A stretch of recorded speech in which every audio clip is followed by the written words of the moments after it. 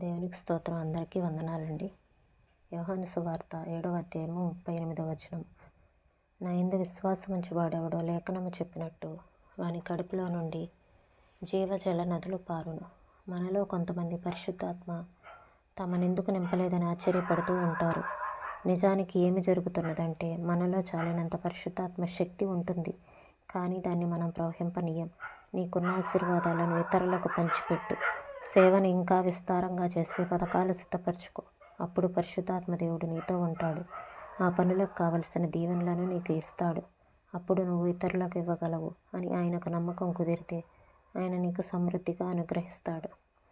మనలో రక్షించబడిన ప్రతి ఒక్కరి బాధ్యత ఏంటంటే దేవుని యొక్క సువార్తను ప్రకటించడం. ఎందుకంటే మనము రాజులైన యాజక సమూహమును, దేవుని సొత్తైన ప్రజలమయ్యున్నాం కనుక ఆయన యొక్క గుణాతిశయములను, ఆయన యొక్క గొప్పతనాన్ని మనం ప్రకటించాలి. అది ప్రతి ఒక్క విశ్వాసి బాధ్యత. ఒక రోజున ఒక వ్యక్తి ఈ విధంగా ప్రార్థిస్తూ ఉన్నాడు దేవునికి.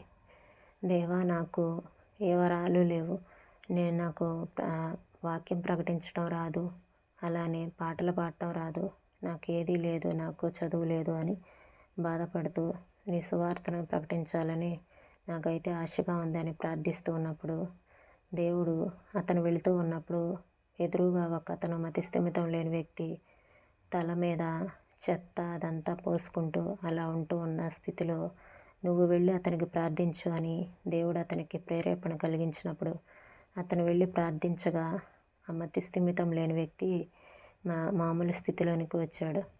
అక్కడున్న వారందరూ ఇతన్ని ఎవరు బాగు చేశారు, ఇతను ఒక రాజకుమారుడు అని అతని యొక్క రాజ్యానికి తీసుకొని వెళ్ళారు. రాజ్యానికి తీసుకొని వెళ్ళినప్పుడు ఈ రాజ్యము ఇదంతా నాకెందుకు ఇవన్నీ అని దేవుడు నన్ను బాగు చేశాడు, ఈ స్థితిలోనికి నన్ను తీసుకొని వచ్చాడు కనుక నేను దేవుని సువార్తను ప్రకటిస్తానని ఇతనితో కలిసి వెళ్ళి ఇద్దరూ కలిసి దేవుని సువార్తను ప్రకటించారు. ప్రకృతిలో ఈ ఆత్మీయ సత్యాన్ని పోలిన ఒక దృశ్యం ఉంది. గాలి తెరల తాకిడికి సంగీతం వినిపించే సంగీత వాయిద్యం ఉంది. స్వతహాగా దానిలో సంగీతం అంటూ ఏమీ లేదు. అయితే దీని తీగల మీదుగా గాలి వీచినప్పుడు తీయని సంగీత ధ్వనులు వినిపిస్తాయి. దేవదూతల గాయక బృందం ఆ తీగలపై నిలిచి పాడుతున్నారా అనిపించేంత మధురంగా ఆ సంగీతం ఉంటుంది. మన హృదయాలను కూడా ఈ విధంగానే పరిశుద్ధాత్మ స్పర్శ కోసం సిద్ధంగా ఉంచుకోవాలి. తన ఇష్టమైనప్పుడు ఆయన దాన్ని మ్రోగిస్తాడు. ఆయన సమక్షంలో ఓపికతో సిద్ధపాటుతో కనిపెట్టుకుని ఉండాలి. అపోస్తలులు మేడగదిలో పరిశుద్ధాత్మ బాప్తిస్మం పొందినప్పుడు ఆ గదిని అద్దెకు తీసేసుకొని అక్కడే జీవితాంతం జపం చేస్తూ కూర్చోలేదు. సువార్తను తీసుకొని నలుమూలలకు వెళ్ళి ప్రచురించారు. నా రొట్టె ముక్కను నేనొక్కడినే తింటే దిక్కులేని లోకం ఆకలితో సొక్కిపోతూ ఉన్న లోకప్రీతి చక్కబడేదెలా? ఈ మాటలను మరొకసారి చదువుతాను, కొంచెం గమనించండి. నా రొట్టె ముక్కను నేనొక్కడినే తింటే దిక్కులేని లోకం ఆకలితో సొక్కిపోతూ ఉన్న లోకప్రీతి చక్కబడేదెలా?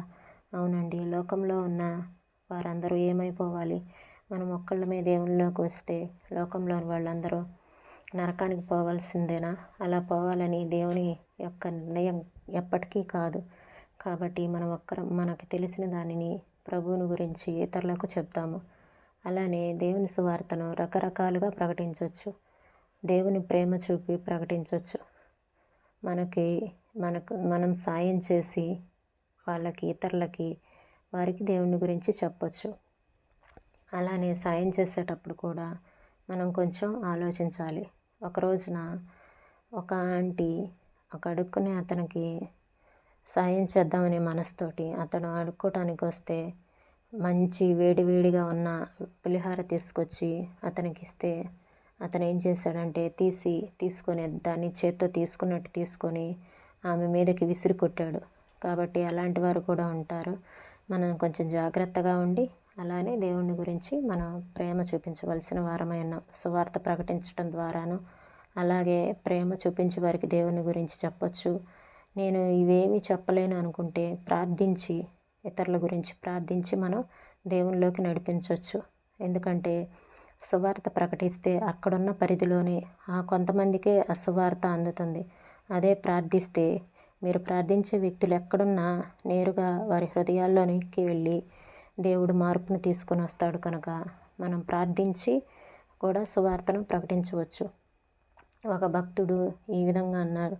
ఏమన్నారంటే, నేను దేవుని గురించి వారితో మాట్లాడలేకపోయినప్పుడు వారి గురించి దేవునితో మాట్లాడతాను అన్నారు.